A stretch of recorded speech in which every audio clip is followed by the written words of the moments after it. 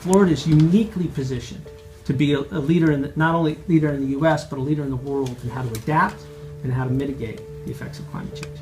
What we as a community are interested in is how the state of Florida is going to respond to the science that we presented. I was one of 6 climate scientists that met with Governor Scott, and we had about half an hour. We all talked to him about what we were most concerned about, and he listened to us.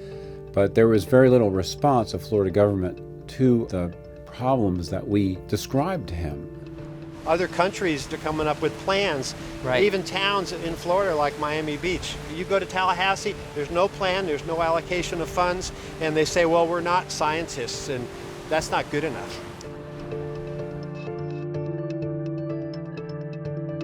I contacted Florida agencies to ask them what they were doing in Monroe County to help solve sea level rise. They wrote back with this answer.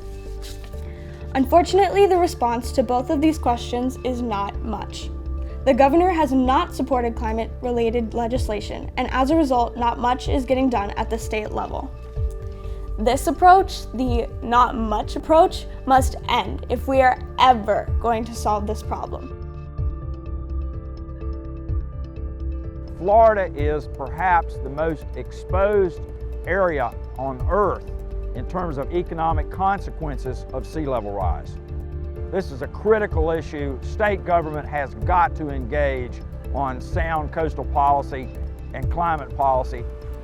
It's rising very slowly when one thinks about political timeframes. It's rising in the order of millimeters a year. So it will take some courage in our political system to address this. You have to understand there are a lot of elected officials now that are working hard. I mean, Senator Nelson is very involved with the reality of climate change and sea level rise. All I see when I see our other senators and our present governor and other local mayors and council people that deny this, they're not ignorant anymore. And so they've simply sold their soul. That's criminal.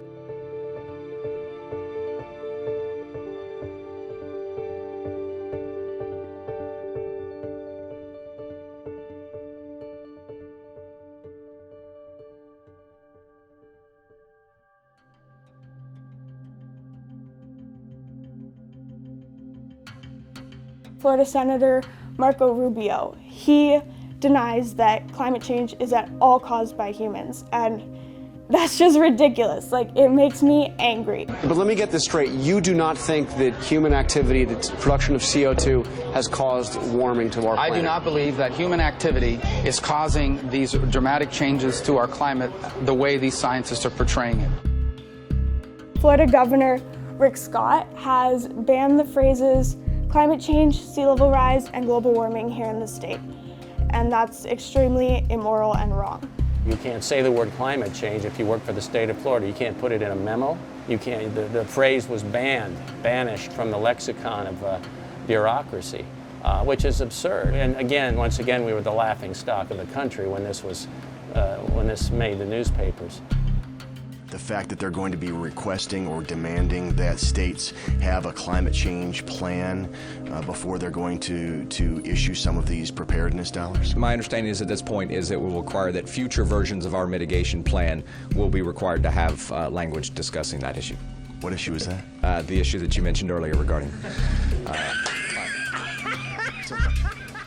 When you have that kind of mentality pervading the management agencies that are supposed to be watching over our beaches and our habitat and also the wildlife, then you see the problem, you see the incredible challenge that lies ahead. As for my view to politics, let me start off by saying that I'm only 16. I'm not old enough to vote, so I really don't have any political affiliation, and I haven't chosen a side yet. I'm not Democrat, I'm not Republican, but I can say this. Politics, profits, and special interests are all in the way of our ability to solve the problem of sea level rise.